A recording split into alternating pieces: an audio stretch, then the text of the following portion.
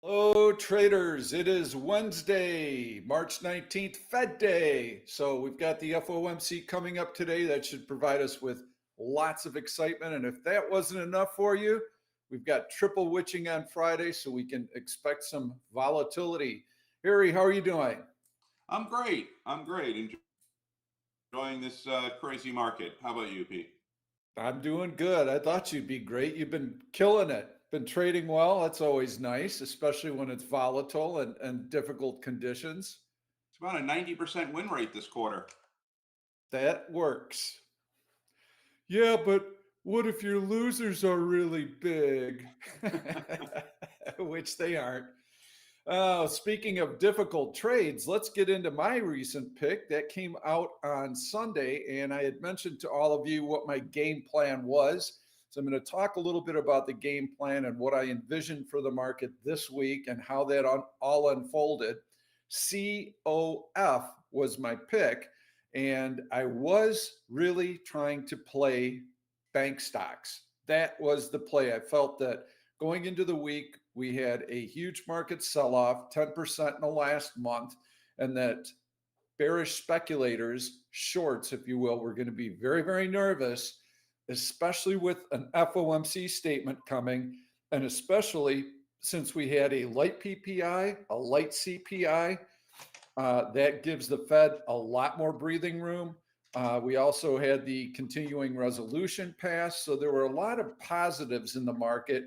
And what short would want to be holding big positions into the FOMC statement? Not many. So Monday and Tuesday, I expected to see a nice bid to the market and for it to be grinding higher into this FOMC statement.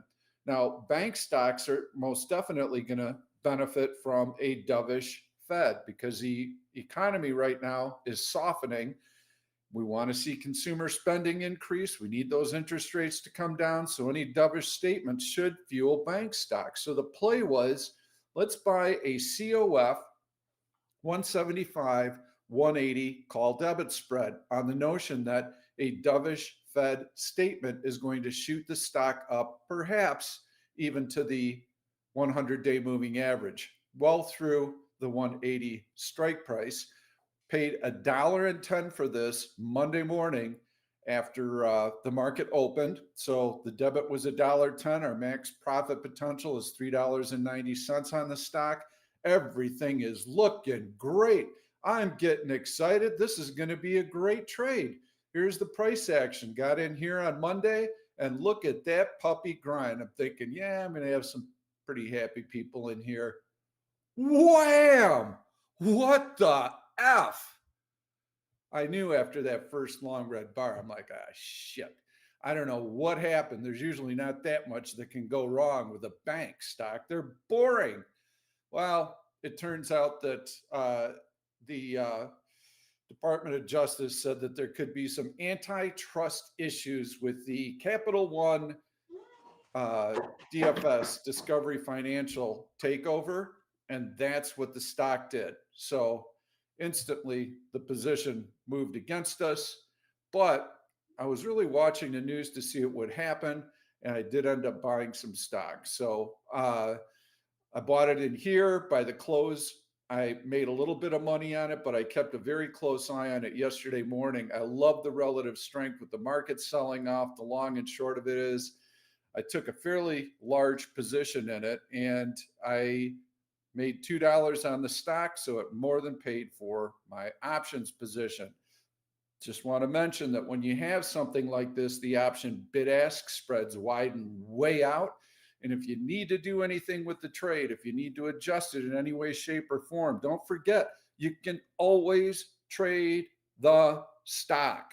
And that's what I did. And so now I have a free position going into the FOMC statement. I'm going to keep it on. And you can see how the stock is back up to pretty much its high of the week. If I would have picked any other stock in the financial sector, like JPM, hello, great idea, excellent execution, would have had a nice profit going into the FOMC, and I probably would have taken profits without the risk of holding over that announcement. But I was in the wrong stock. Never saw it coming. So just wanted to give you that explanation because there are a number of factors that come into play. Mainly, what do you do once you get caught on a trade like that? Number two is financial stocks have been just phenomenal place to be. So my thesis actually did work out. So I just closed my AMD trade. I just don't want to be long that going into the FOMC. I am still short SPY on the put debit spread I did. I bought back the, took advantage of today's early pop and bought back the short puts for a nice profit. And now I just had to get the long puts. You know, it won't take much of a drop here to get me a profit on the whole thing. I did have a question about that AMD trade. Why did I take AMD? And yeah, I could have held this. It still looks good. You know, you got to look at the daily chart here. And when you look at the daily chart, someone rightly points out in the questions, well, it's below all the SMAs. Yes. So this is what we call, what Pete calls a lower right-hand corner stock, right? And you can discount those. And if you're not an accomplished trader, if you're not someone who's, you know, comfortable in trading and know your way around and you regularly take profits, it's not a terrible thing just to have a rule to say, look, I'm just going to avoid bottom right quadrant stocks, right? That these, I'm just going to wait till these recover, get above their SMAs before I start going long. You certainly can short them, but going long. However, if you dig down a bit, you can find some gems here. And so if you look at AMD and you look at ever since, you know, you get this sort of on February 28th, you see it sort of basing here, right? You see support forming in the form of about a 2-week long consolidation, and very small candles here. And then all of a sudden on Monday, bam, it pops up out of that consolidation. Still lower right-hand corner stock, but now you have a stock that had relative strength on Monday. It was stronger proportionally to the market. That's what we look for. And yesterday, it barely moved, right? And then today, now it's strong again. The only reason I'm closing it, like I said, is the FOMC. So now you have the stock that kind of formed support, had a 2-week long, which is, you know, you're not talking a couple of days, 2 weeks, a decent chunk of time on that support. And then it pops up, and now it seems to be forming another base of support as it may decide to make a run for the 50 SMA. So that is why I took AMD. If it wasn't for the FOMC, I'd still be in that trade now. I don't think it's a bad trade at all. And I continue to make money and off NVIDIA. I have been crushing NVIDIA all quarter long. I've taken, let me see here. I mean, my God, I've probably taken on NVIDIA, let's see, how many trades? Looks like over 30 trades here on NVIDIA. And I mean, by far, I've only had 2 losses out of the 30 NVIDIA trades. And, you know, like I was just telling Pete before we started this, NVIDIA is a very unique stock to trade in that it's volatile, right? So as a trader, you want volatility. You want stocks that move. You don't want stocks like an ATR of like 2 cents. But unlike, let's say, a Tesla, and I'm not saying Tesla's bad to trade, it isn't. But unlike a Tesla or other volatile stocks, NVIDIA tends to adhere to technicals, right? Obviously, you have news events, and we just had one. But by and large, NVIDIA will adhere to the technicals. So you have a volatile stock that also adheres to technicals, and that's kind of what makes it a very good top-tier stock as a trader for me to trade. Yeah, you've definitely been killing it. And it does bring up a good trading point. When you dial into a stock and you're really in tune with what's happening with it, oftentimes we'll see a trader, they'll go into a stock, they'll make great money on it, and then they almost act like it's toxic after that. No. I made my money on that. I'm done with that. Now I got to go find something different. That is such a crazy mindset to be. in, because you can keep trading the same stock over and over again. And I'm not saying that that's what you have to do, but you certainly can, especially when you're really dialed into the way that it moves. And especially when you've got, whether it's relative strength or volume, or you're bouncing off of certain price levels, don't abandon it. You're dialed into it. I've had a lot of my biggest winners have come off of an initial loss where I didn't expect. Oh, use COF as an example. I've had an initial thesis going into the trade and it doesn't work out. And as the trade evolves, I realize that I need to get out of the position, but it's still on my radar and I'm still watching it. And oftentimes we'll be in a trade at a critical price point where it could really move either way. And then all of a sudden you go, wow, now I see the true colors for this stock. It's not going up, it's going down. And then you attack that position and you make a ton of money on it because you are dialed in. You can see very clearly what's happening. We got a good question here, Pete, on hedging. Now, I know you said many times, if you feel you need to hedge, you probably should either be in the position or you should lower your position size. I agree. What I think is, just to add to that relative strength and relative weakness give you a very unique hedging, non-hedging kind of proposition. Now, a normal hedge, right, would be, oh, I'm long, NVIDIA, I'm long Home Depot, I'm long all these stocks, and the market's volatile, so I'm going to throw on some SPY puts, right? Or I'm going to short ES futures. And, you do a certain percent, right? So let's just say you have $75,000 worth of longs, and so you put a $25,000 worth of a short on. That's your typical hedge. So you don't do one-to-one on hedges, right? If you're $75,000, you don't put $75,000 in short. You might as well just not be doing anything. You just close all your positions. It's the same fucking thing.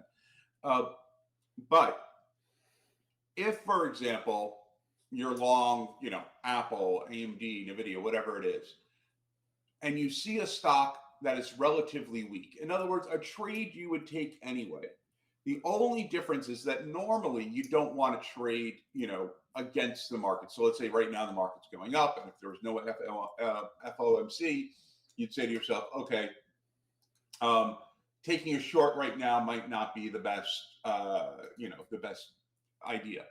But let's say you're thinking, well, I have a lot of long exposure. So the best case is just reduce your long exposure, right? Right. If you're that worried about it, just reduce your long exposure. But if the positions are working well for you, you can also look in and go, oh, okay, I see something like Williams-Sonoma right now is relatively weak. It has fallen below the 200 SMA. I believe it's an earnings drop here. That could be something where you could look at something like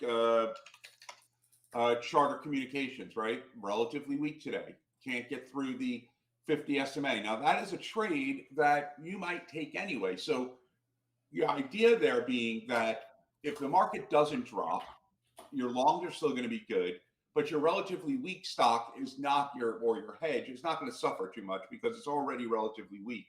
If the market does drop, well, your relatively weak stock is certainly going to pay off. Maybe not enough to cover all those longs, but pay off. Best case, just close a lot of those longs. Yeah, I am not a fan of hedging at all. I mean, back when I was in the brokerage side of the business, I would have so many big customers asking me to run the numbers and to create a hedge for them and to come up with exactly how to go about it. And I'd have to find out what their risk tolerance was. I'd go through the whole exercise. The bottom line is I'd tell them it's going to cost you about 7% to hedge this. They'd go, what? 7%? So that means the next 7% I make on the upside just goes to pay for the hedge. Yeah, that's right. Well, I'm not going to do that.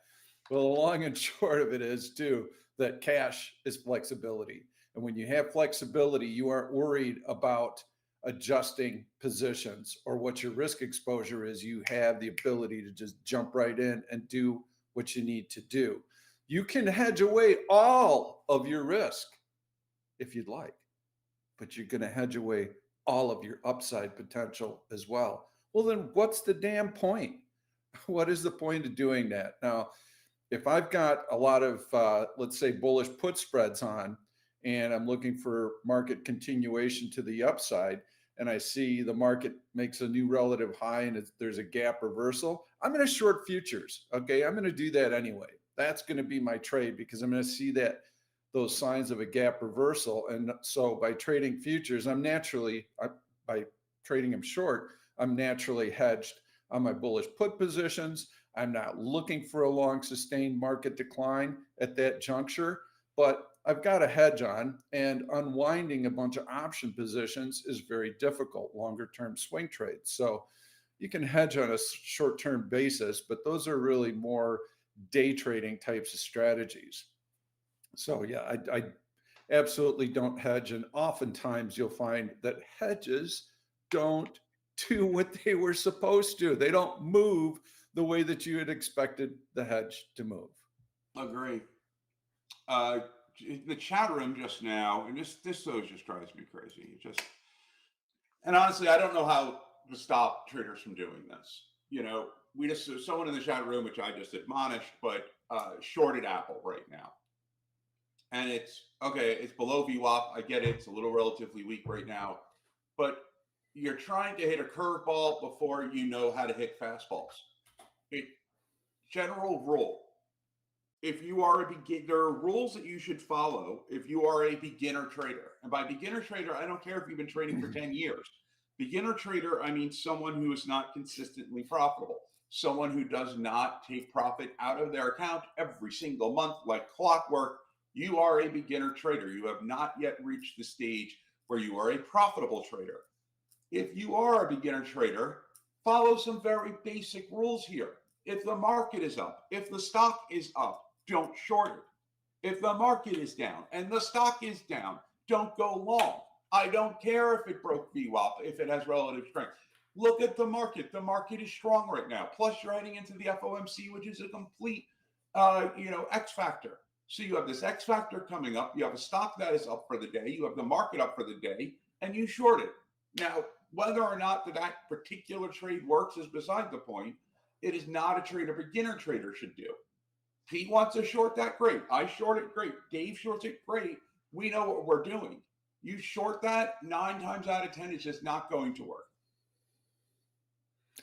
Yeah, and it's putting odds in your favor consistently every single time. And so you can't just look at, oh, gee, I made money on this trade, hence it was a good trade. No, it doesn't work that way.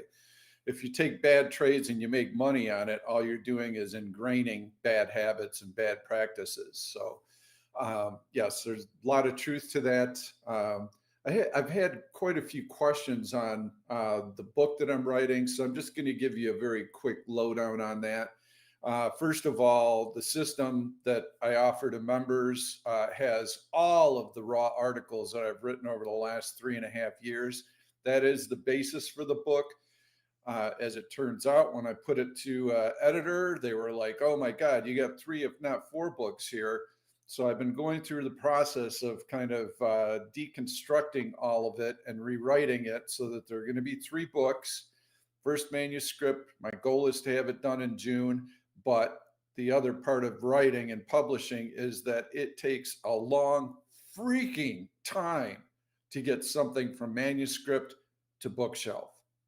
And I mean, there's design layouts and all this other BS. And I didn't realize it was this hard, to be quite honest. I didn't also realize that I had 3 books. I'm excited about it, but earliest the first book will come out is probably December. So the advantage of taking the free trial and being a member is that you get to see all the raw articles, and they kind of read as articles. So there's not a flow. I've got them organized so that they flow, but they're going to be much more involved in the book itself with a lot more charts, annotated charts, and a lot more detail. It just may not flow as well. So hope that answers all of your questions regarding the book. I know, I'm looking forward to it. It's going to be, I'm sure you have more than 3 books of knowledge there, but 3-book series is going to be great. I hope all traders take advantage of it. What do you think of FOMC coming up, Pete. What do you think good old Powell's going to do? Well, so I think he's going to be dovish. And what kind of threw me for a tailspin, let's go into the daily chart, and then I'd love to hear what your thoughts are on this, is so we get this initial drop. You're always going to see a bounce off of a drop of this magnitude. And so we got the first nice little couple candles here. And I was telling everybody in my recent videos, watch for a pullback. If you load up here, you are going to have the crap scared out of you, okay? Because there's going to be a retest. That was yesterday. I got pretty aggressively long yesterday near the open. I did end up making money on those trades. I had to sweat it out a little bit. We never got the bounce yesterday, which kind of surprised me. And that tells me that the selling pressure was very heavy. I was looking for a quick test and a V bottom and see you later. Never happened. So I'm thinking that the statement's going to be dovish. The Fed has plenty of room because inflation has started to come in. Their GDP forecast is minus 2.5% for Q1. So they see the weakness coming. Now, if they ease, you would think that the market will rejoice and we'll get that nice big bounce. But given the selling pressure that I've seen, and here's kind of how the, my theory behind it I explained earlier was that if you're short and you're afraid of a dovish Fed statement, you're going to come in and cover your short positions ahead of that news and flatten out. So all of that buying pressure from those shorts should have produced a rally, but it didn't. There were still lots of sellers risk off longer term money. That's how I view it. So sellers were still strong enough to keep a lid on that bounce. And now I'm almost, I'm flat. Apart from that call debit spread I mentioned, I'm flat. I'm going to watch to see what happens. My ideal is that the market does have the bounce and that we struggle to get to the 200-day moving average, maybe a little bit above it. If that happens, that bounce and that stall is my next big trading window for swing trades on the short side.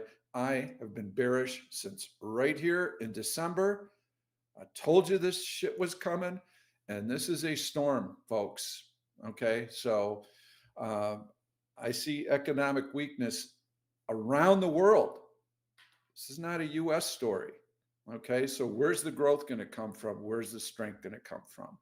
So I'm looking for that rally above that 200-day moving average. If the reaction to the Fed, let's say the Fed came out and lowered a quarter point today, oh, that would be phenomenally good for the market, right?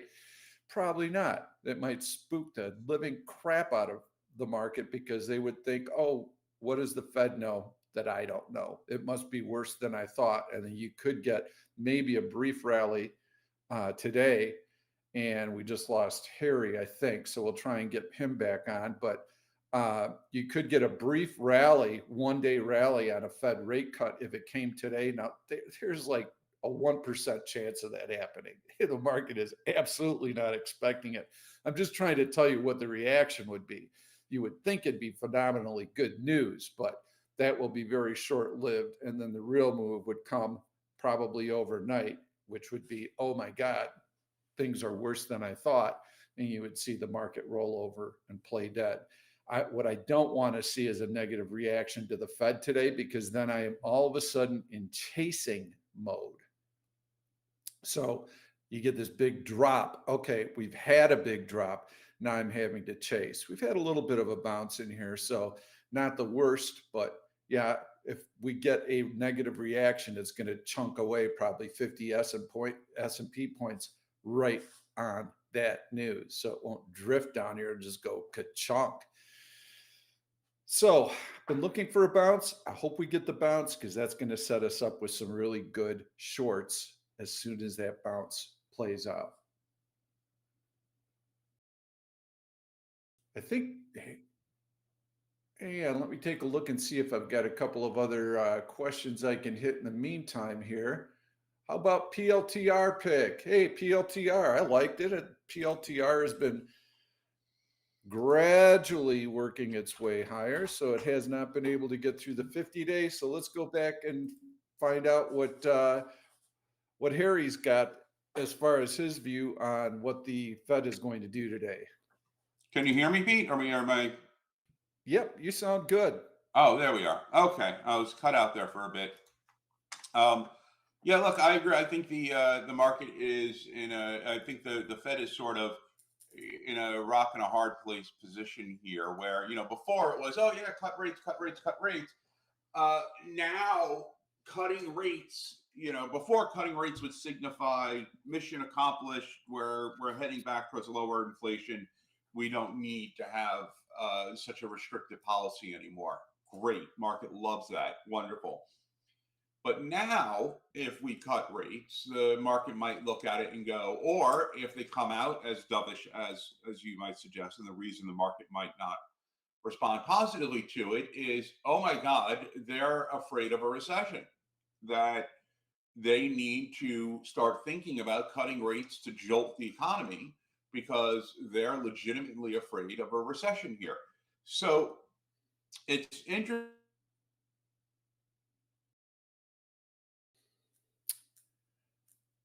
I think we might have just lost Harry again. So, in any event, we'll keep waiting for him to come back. I had a question on measured moves, and I had written about this. So, this is obviously from one of the members. So, measured moves, I like using them on the index, on the S&P 500, and I like using them more for rallies than I do for sell-offs. And I also, in this particular case, now we've got a crackdown.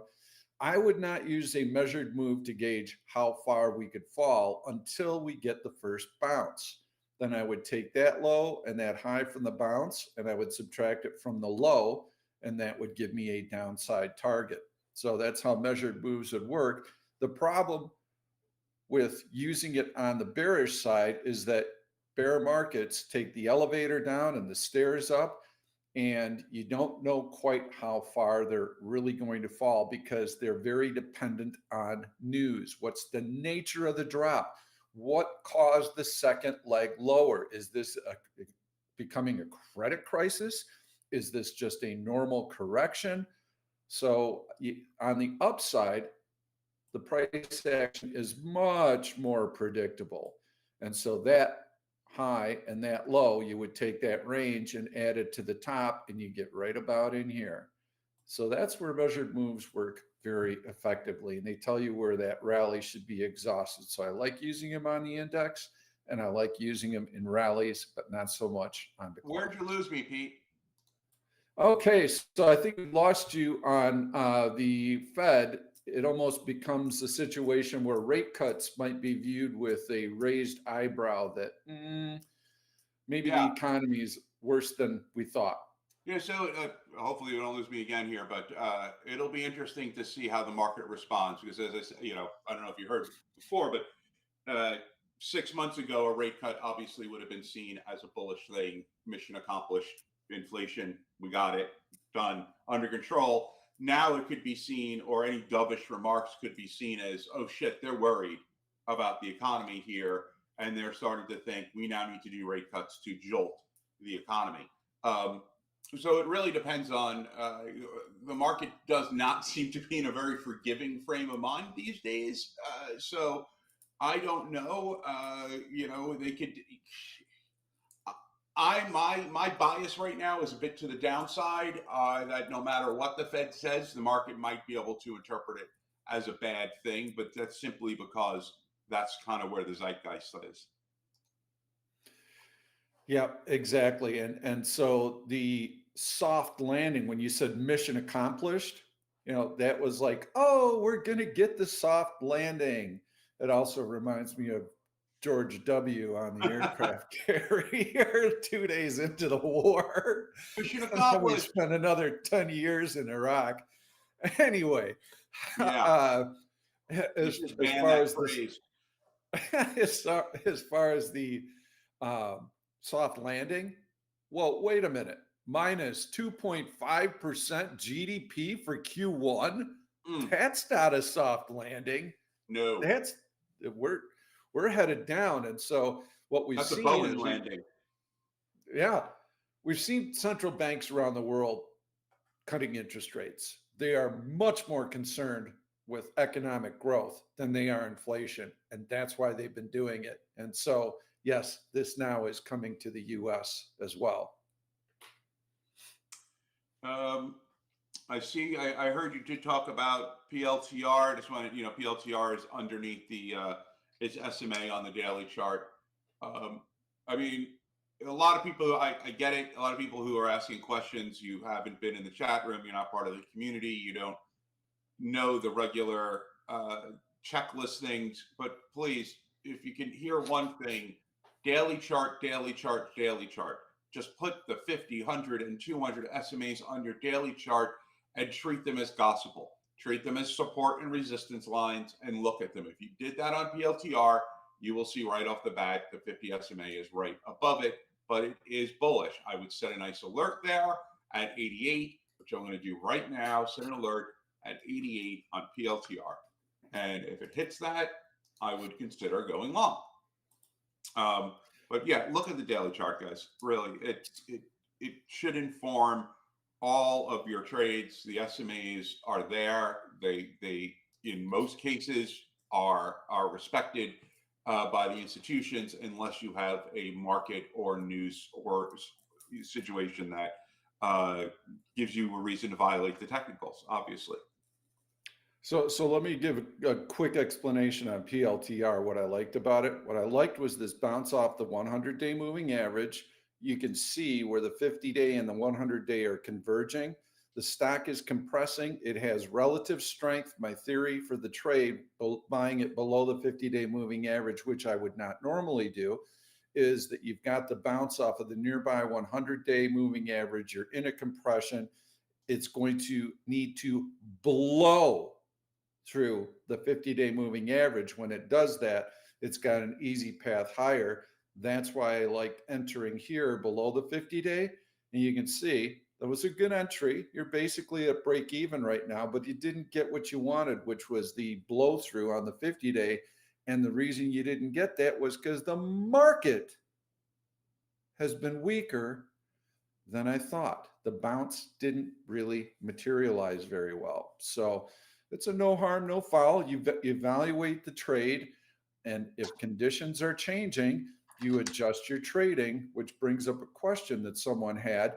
Pete, I see you scale in, but I don't see you scale out. Well, I just scaled out of positions yesterday when I got long early yesterday, and I exited a SPY call position yesterday, and I exited some of it this morning early, then I exited some of it later.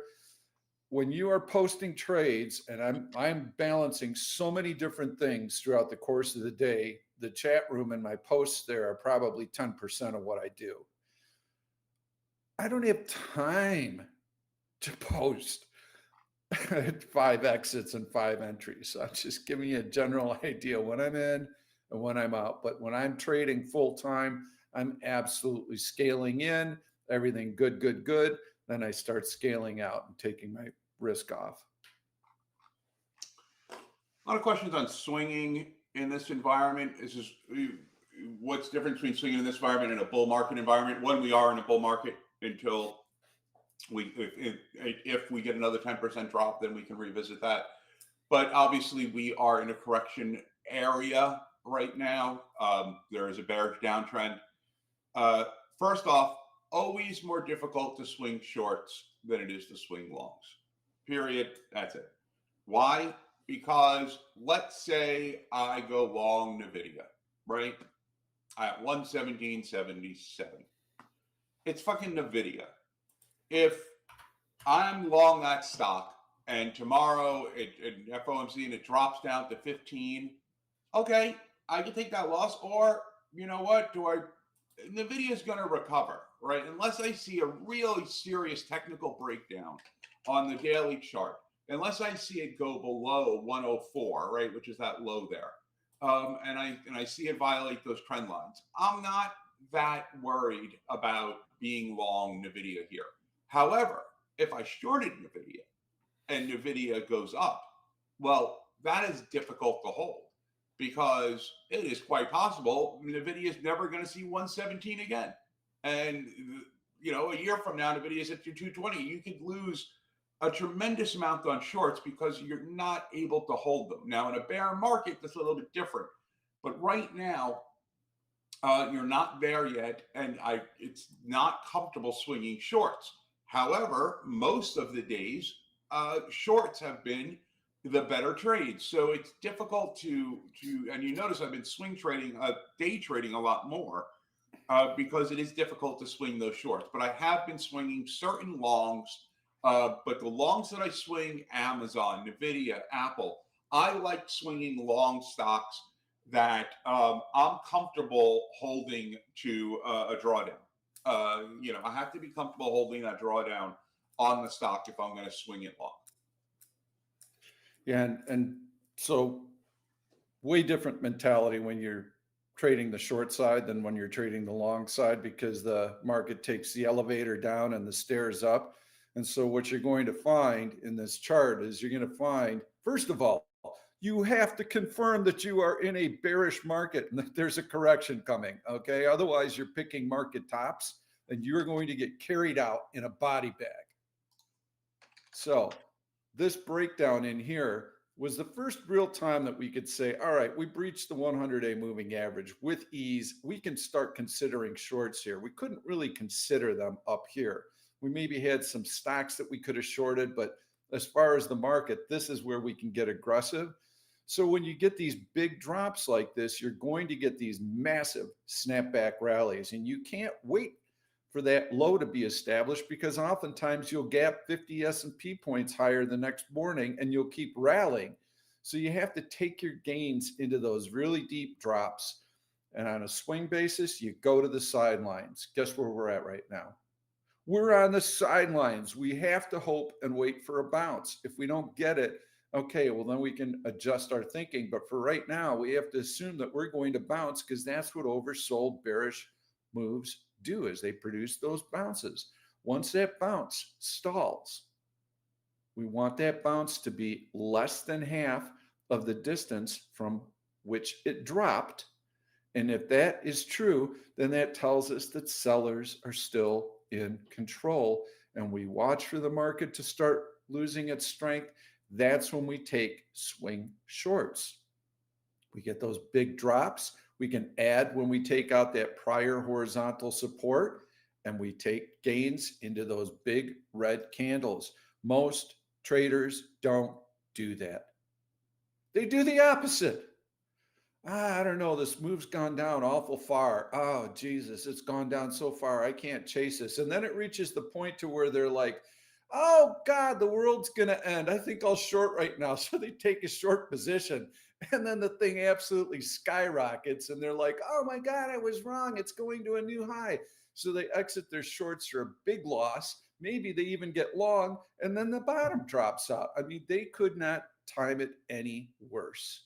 So yes, it's much more difficult. And as Harry was mentioning, let's take a quick look at the monthly chart of the S&P 500. When you are shorting, this is what you are trading against. Yes, you don't have as much staying power when you are short, because you don't want to get caught on the wrong side of that. This is a monthly chart, by the way. See, we got a lot of good questions this time here.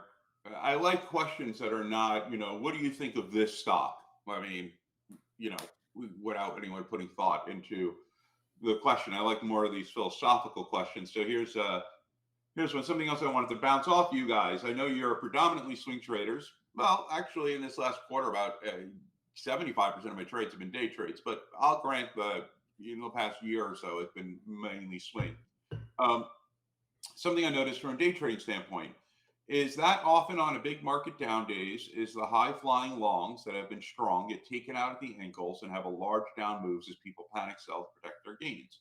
And stocks at relative weakness tend to float around break even or even up on the day. Is this your experience also? Do I need to work on my short watch list?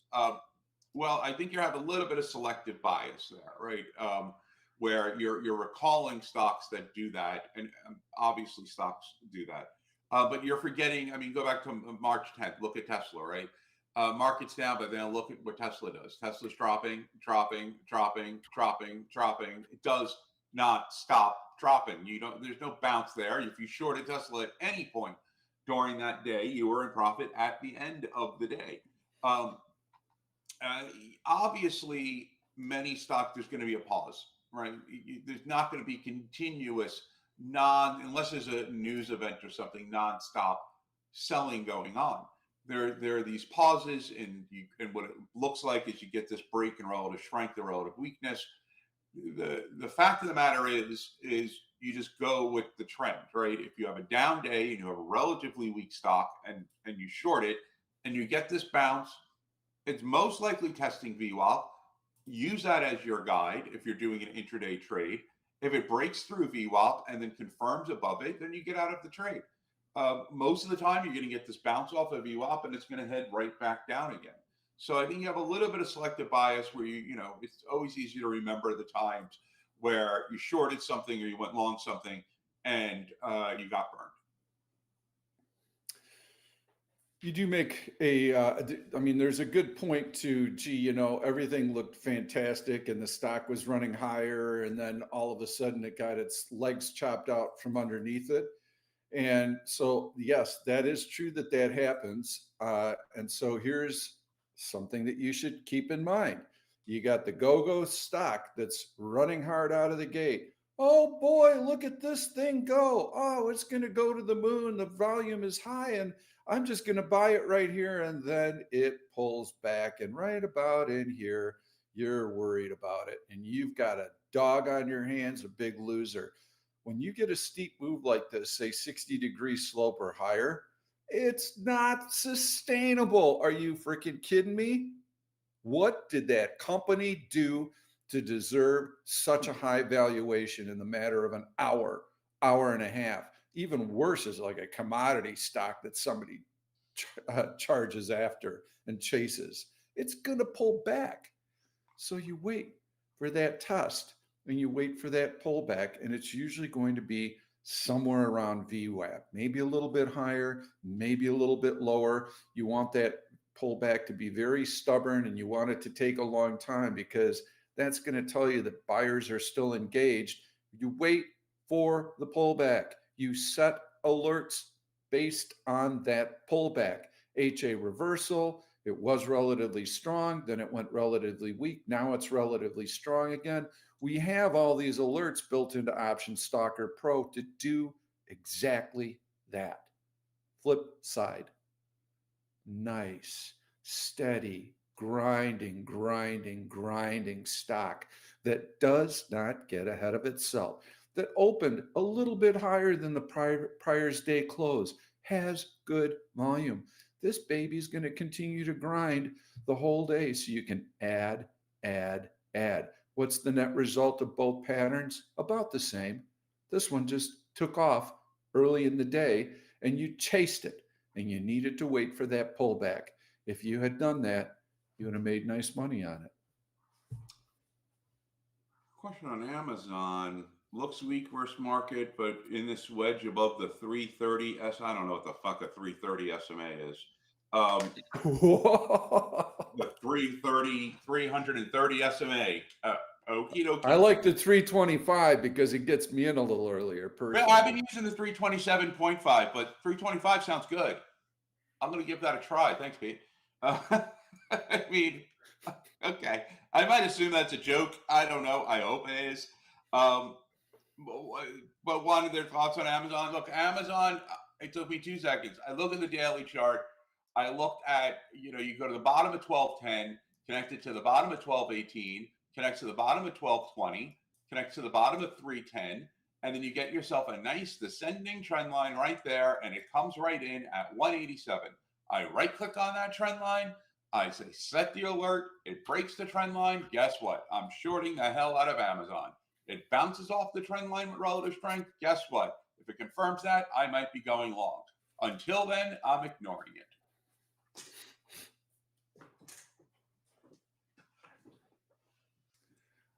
My market prediction for 2025, I called it correctly. What do I see the rest of the year? By the way, all of you should go back and go back 5, 6 years, look at every single video at every major market inflection point. I was all over it, and I was right on that before the move even happened. So it all comes from reading price action, and that's how I do it. The rest of the year, I'm not optimistic. I see that stock valuations are still very high. I see that economic conditions are deteriorating here and globally.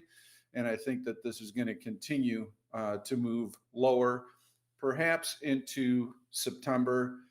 I don't really look further than a quarter, but I think that earnings this time around are also going to be pretty soft.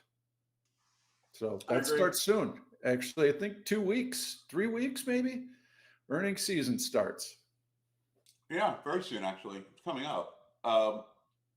I agree. And look, I'm a free market person. I've never loved tariffs, whether they come from us, whether they come from other countries. I think tariffs are restrictive to free trade. I think the markets around the world do not like them, and companies do not like them. Hopefully, we get a resolution. So I think depending on, trade wars are not good for either country. So seeing as how that goes, there's a lot of X factors. There's a lot of geopolitical things. Obviously, the Middle East, that war has now become a hot war again. Will there be peace in Ukraine and Russia? There's now the new situation popping up in Iran. All these things, they affect supply chains, they affect oil, and trying to dig through that, like Pete said, you just got to look at the price action. You got to look at where, the market is taking you. The market's had a hell of a run in the past 2 years. So, if we end 2025 with SPY right where it is right now, I would not be surprised.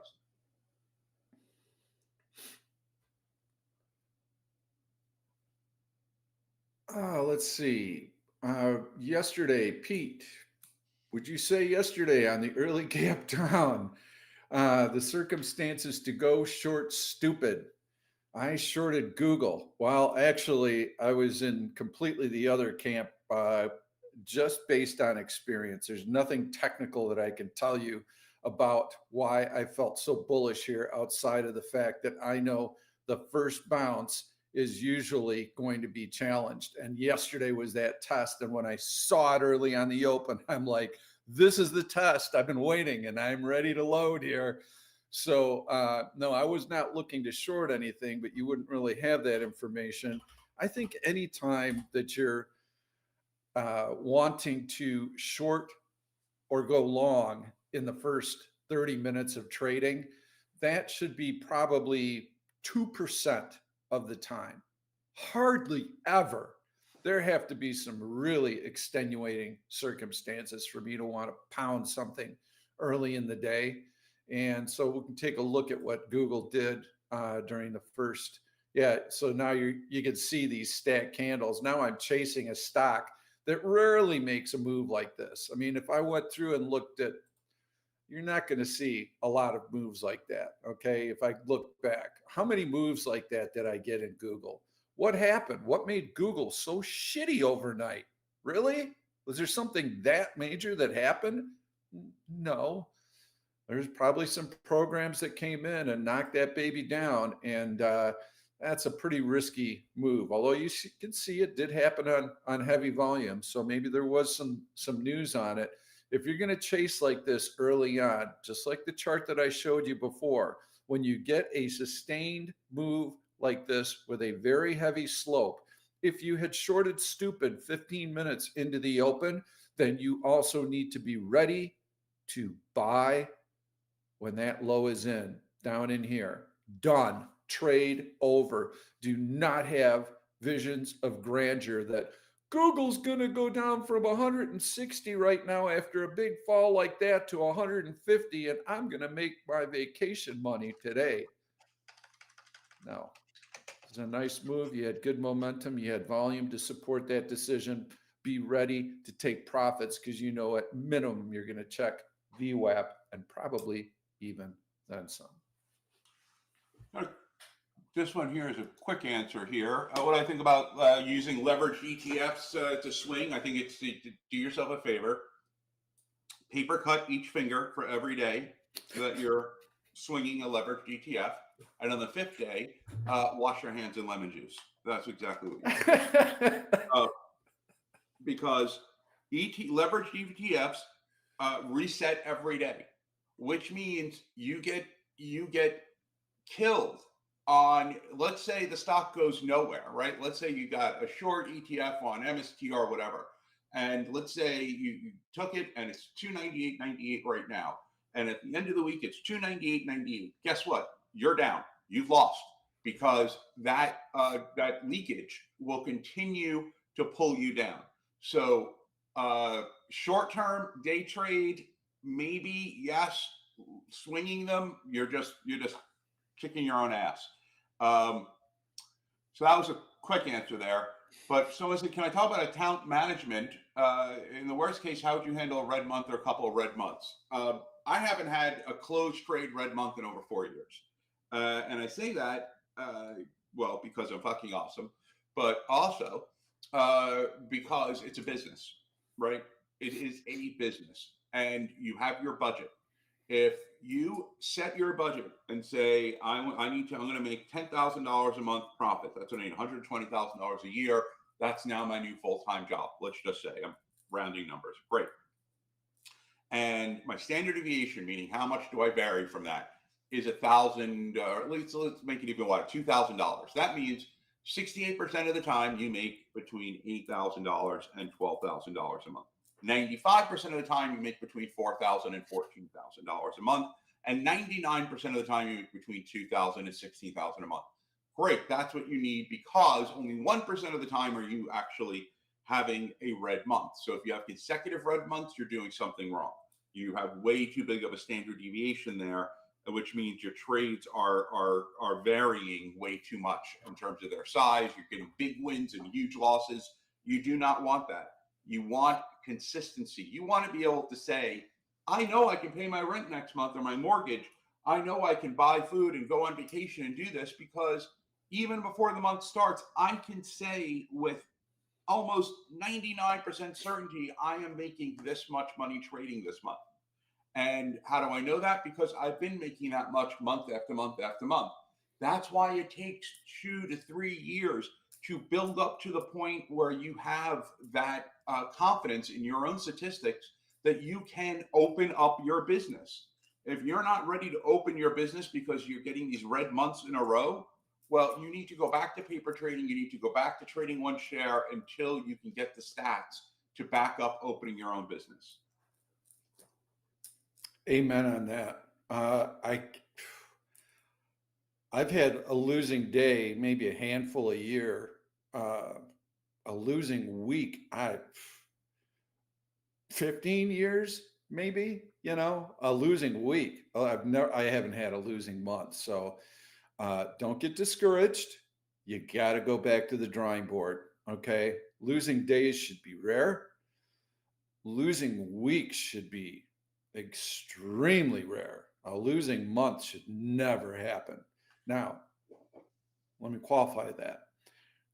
The first 8 months that I became a pro in 2002 to early 2003, I had about 6 to 8 losing months. Now, they weren't just brutally ugly. Oh my God, I had no freaking clue of what I was doing. It was just this gradual Chinese water torture. And I had about $7,000 a month in expenses. So I include that in my losses, because you've got to make money. I had a family of 5. So I've got to pay for health insurance. I've got a lot of overhead expenses. Those are the realities of being a professional trader. And you have to make enough money to cover those expenses at very minimum. So, I hate to hear that. If you're a professional trader and you've got more than a losing week, you probably, and I say this sincerely, should have a secondary source of income. Okay. You've got to at least be working part-time. You can't put that kind of pressure on yourself while you're learning. And go back to basics, trade one share, focus on the win rate, get the win rate up. And write extensive journals. What the F is going wrong? What am I not figuring out here? You have to avoid those times. I mean, I don't know how else to put it to you. It really is one of the core tenements where people don't realize how much trading needs to be like a business and treated like a business. Anything that you're doing for profit needs to be treated like a business, and trading is no different. What is the difference between the Real Day Trading Discord and the OneOption chat room? Well, Real Day Trading Discord is obviously it's a free chat area where a lot of traders come in and post their trades. The OneOption chat room is you get, obviously Pete's in there full time, giving his market analysis, every hour or every half hour, some trades are being posted. Dave W is in the OneOption chat room. We have there's a lot of experienced and pro traders in there. I moderate that chat room. I'm not an employee of OneOption. I'm a member, but I love moderating the chat room for Pete. And look, I mean, this is what I think, Pete, a 2-week free trial. You come in, check out the chat room and see what you think. But, the tenets are the same. The principles behind the types of trades that you see are going to be similar in both. But you have a more pro traders, obviously, in the OneOption chat room. We're laser focused too. I mean, Yes. Harry and I don't put up with any bullshit. Okay. It's so if you need entertainment and you want to post memes and stuff like that, it's not the place. We want to post trades. We want high caliber trades. If we see people posting garbage, we're going to call them out on it, especially if it doesn't fit the system. You're going to get my play-by-play analysis throughout the course of the day. I'll tell you what the market's doing, and I'll keep you on the right side. You're not going to get that anywhere else. I did have a question here that I wanted to get to. Oh, what was my oh my God moment? My oh my God moment came in March of 2003. And speaking of mission accomplished, it was pretty much when George W. made that statement, because what had been going wrong for me the first 6 to 8 months was that the market was drifting lower and just ticking lower. And then we would have these short covering bounces. Very, very difficult market to trade until we invaded Iraq. And that was the dark cloud that was hanging over the market. And it wasn't that I didn't have skills. Part of it was not recognizing the market conditions. So I obviously honed my skills in a bear market. And that was, I view that as a benefit. And then once the market released, oh my God, it was like shooting fish in a barrel. And that's when everything just started to click. So,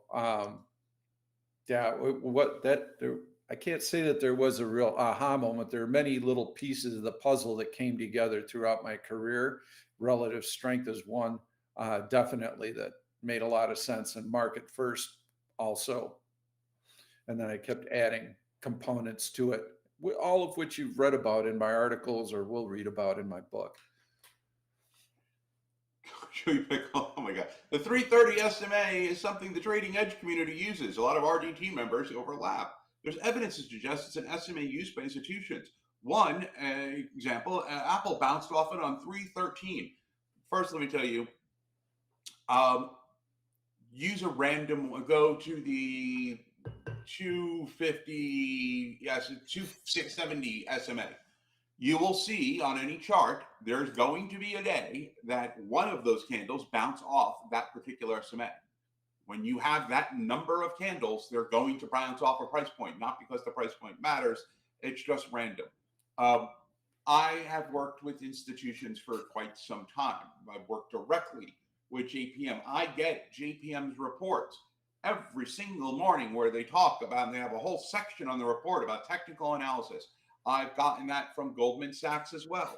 I can guarantee you with absolute certainty that not one of those reports, not one of those conversations in the past 2-3 years has ever one time mentioned the 330 SMA. It is in your head. It is not real. So I don't care what community uses it, don't use it. It doesn't work. It is not viable.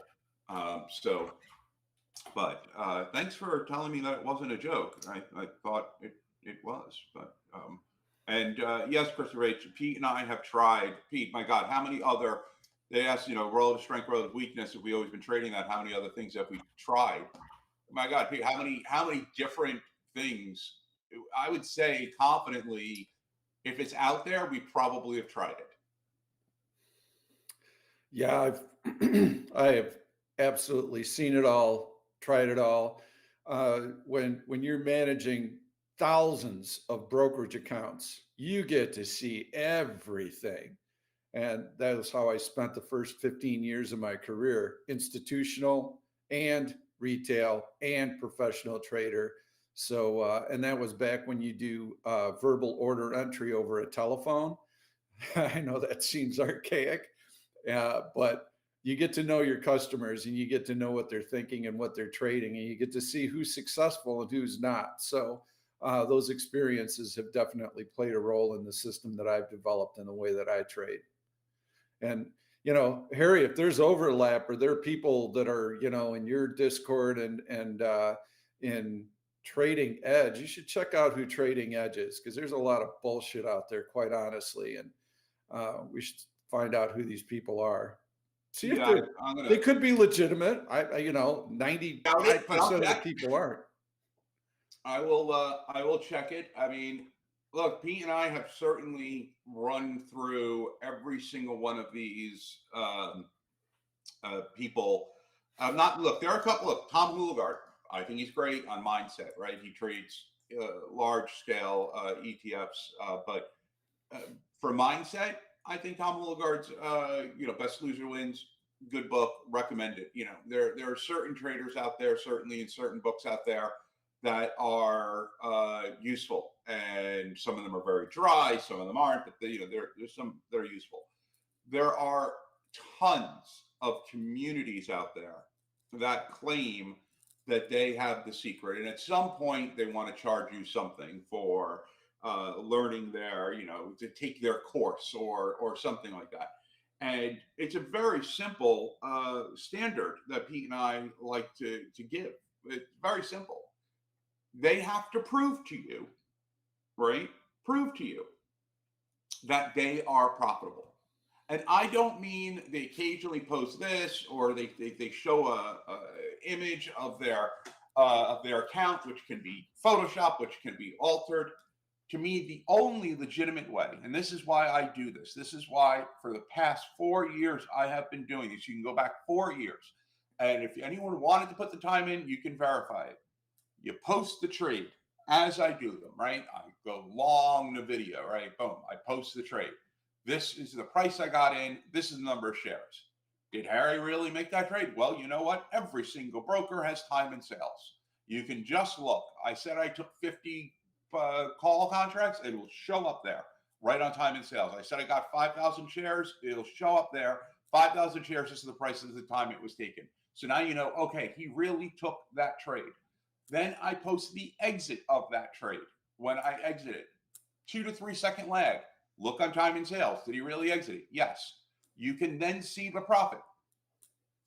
You can then look at all of my trades, right? Which I keep in a journal, but you can journal them yourself. You can look at them and you can see, okay, this guy is profitable. His trades are profitable. He has this win rate. It is proven. I cannot go into brokers and alter time and sales. I cannot Photoshop time and sales. I cannot do shit to it. It is there and reported. So any other way that someone wants to claim that they are a profitable trader, challenge that. Because if you find someone that's profitable, great. Follow them, listen to them, great. I have not yet found anyone who is doing these communities that can live up to that standard of absolutely profit. Even Kinfo can be manipulated now. You can even manipulate your Kinfo results. So that to me is the standard, and it should not be that hard, particularly if they're going to ask you for money to learn from them. It should not be that hard for them to say, I entered this trade at this price and this many shares. You look at time and sales, it's there, and then I exited and you look at it's there and you go, okay, this guy over the last month has made X number of dollars with this win rate and this profit factor. He's now done it 4 months in a row. I'm convinced they know what they're doing. Hit that standard, then talk to me about a community. Yeah, you have more transparency than anyone I know. And if you want to verify what I claim, go back and watch the videos. 2019, look at how I traded 2019, what my trades were. February 2020, look at what I was telling everybody about COVID. I was ahead of the COVID crash. Look at how we were selling naked puts and getting long in May of 2020. We rode that whole freaking move back up like absolute champs. In 2022, called the bear market in 2021 of December. November 2023, buy with both hands, get as much as you freaking can because this thing is running hard. And look at every video after that. And then my market forecast that came out in December 2025, we're going to be heading lower. Go to cash with your swing trades. Tell me one person that's got that kind of track record, anticipating those moves before they happen. And if you can find someone like that, please let me know, because I'll follow them too. I can always learn something. I mean, I appreciate Ram Kumar is saying basically, what do I think of CERN Carson, who does volatility related content? Is there a way to add to our edge using Vanna and Charm? And just to show you, look, you have to be knowledgeable about all of these things, and I strive to be as knowledgeable as possible, particularly to answer your questions. Vanna and Charm, just briefly, Vanna is measuring, implied volatility changes. How is that going to impact your directional exposure on delta? And Charm is going to track your delta exposure changes as time passes. So it's sort of like a time decay type effect or whatever. Here's the thing, it's sort of like advanced calculus. You have to be very, very quantitatively oriented, and he has the tools to use that. And what they're looking for in doing that is a very small edge on taking advantage of these things through Vanna and Charm. And if you want to deeply understand market mechanics, and you want to basically put yourself through an intensive year to year and a half long course on translating the Greeks into actionable trades, be my guest, you will probably get a slight edge doing it. I do not think it is necessary. I don't think it is worth the time you have to put into it to get the edge back out of it. And you also do need to have a pretty strong quantitative background to really understand it. To think that you can just jump in and just take what he's saying and go, oh, I can apply this to myself. That's where the scam comes in, right? That is not the case. You need to have a deep and seated. I'm a former statistics professor, and it would still take me time to read up if I wanted to apply those metrics to trying to get a deeper option edge on the Greeks. So, sometimes something could be even legitimate, but the scam is in trying to convince you how easy it is to apply. Yes, and a lot of those guys, what they're doing is they're trading volatility term structures, and they have baskets of positions on indexes, and they're trying to maintain delta gamma neutrality. They're constantly adjusting. They really don't have an opinion on the market, but they have an opinion on volatility, and that's how they trade. I will tell you flat out, 100%, your best, most lucrative way of making money is to be a directional trader, not to be messing around with all that stuff. But the problem is that you have to be patient, and you have to wait for your windows to set up, and you have to have a market opinion, and you have to have confidence in it. If you've got those things, then being a directional trader, you don't need to monitor what VIX is doing and what VXX is doing. It's great if you see these spikes. They're oftentimes an indicator of a market low. That's where I've found, through 35 years of experience, where VIX is of value to me. Okay. Anything else, I don't care about it. I don't need it. I don't watch it. If the market is telling me that it's going to go higher, I find the stock with relative strength. That tells me institutions are accumulating it. I've got additional cushion in the trade. My market analysis is good. The stock's going to move higher, period. Easy. Keep it simple. You'll make a lot of money that way. It keeps going. You keep adding to the position, and then you exit. So you're scaling in and you're ramping up when the conditions are right. And then, of course, someone wants to know, what do we think of following big names like Buffett for swing trading? You're not swing trading, then you're investing, right? Swing trading is you're taking Warren a Buffett trade now said, and you're closing it in a week, 2 weeks tops, maybe a month. Oh my God. Buffett, you're not going to get you're going to have to wait a quarter before you find out the changes that he's made to his portfolio. How is that swing trading? You want to look at Buffett and go, this is what he's divided up his portfolio in. That's where I want my long-term investments to match. Go right ahead. Probably a smart idea. Save you a lot of time. You want to take his golden rule of, hey, buy good companies that bounce off the 200 SMA. Hold them and just hold them and not trade them. Again, that's investing. That's not what we do here. You want to use Buffett for swing trading? Okay, good luck.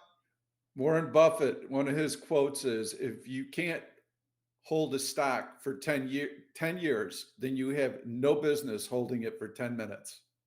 Yep. That's your Buffett rule. Buffett is not a trader. Buffett is one of the greatest institutional investors of our time.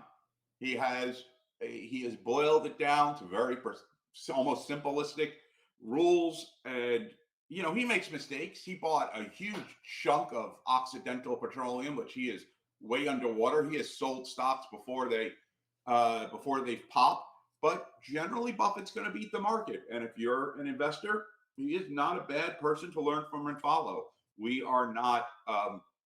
That's not to say Pete and I don't have investment portfolios, right? That's not to say that we don't have long-term investments. We're traders, right? That is our area of expertise.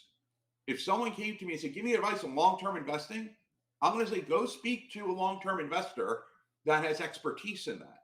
I will give you expert advice on trading, not on long-term investing. Harry, we should come up with our picks here, because Yes. we got the FOMC coming up. So what do you like? What do you don't like? How are you going to position yourself? Any game plan here? It's I like, and I know I sound like a broken record on it, I like NVIDIA. I like NVIDIA because I think you had a low put in on March 11th. You had a bounce off of that. You have a little bit of compression here. And I think you get this convergence of the 250 SMA up there at around 128. That gives you $11. And unless you're going to get this huge market drawdown. Now, again, a lot depends on FOMC. A lot depends on how the market's going to react. Obviously, you get this huge bearish reaction to something. Don't go long, right? Wait till you see support hit. But barring that, I think that at some point, NVIDIA is going to test those SMAs, and that can give you a good $5 to $10 pop. So my pick would be NVIDIA. Anything on the short side you like, or are you going to stay pretty much with and let me qualify that, very important. This is on the premise that we have a good reaction to the FOMC statement. You are not out there advocating that we buy right now, or that we buy NVIDIA if the S&Ps are down 50 points after the announcement, right? 100%. Short side, target. Target, yep. I noticed that earlier today. I would take target on the short side, NVIDIA on the long. Yep, that looks like a good short. And look, so here's the tell. I always like to go in and show you. Look at this bounce in the market right here. Okay, so the last 3-4 days, the market has been moving higher. What has Target done? It's on its low because there's so much selling pressure. So yes, that is a nice short. And even today, the stock has not been able to get off the deck with a nice market rally like that. See? That's relative weakness. You get a weak FOMC reaction. See you later. My short pick. I like Pepsi short. Found that one early. Oh yeah, look at it, dog around here. Oh yeah, love that. I noticed that one, and I love the fact that it couldn't get through the 50-day moving average. It dropped back below it. You've got resistance at AVWAP-E. So yeah, the stock this week has not been able to rally with the market. It's also on its low, and it's got room to fall. So I like Pepsi on the short side. I like your short better than mine. All right, well, let's load up on it.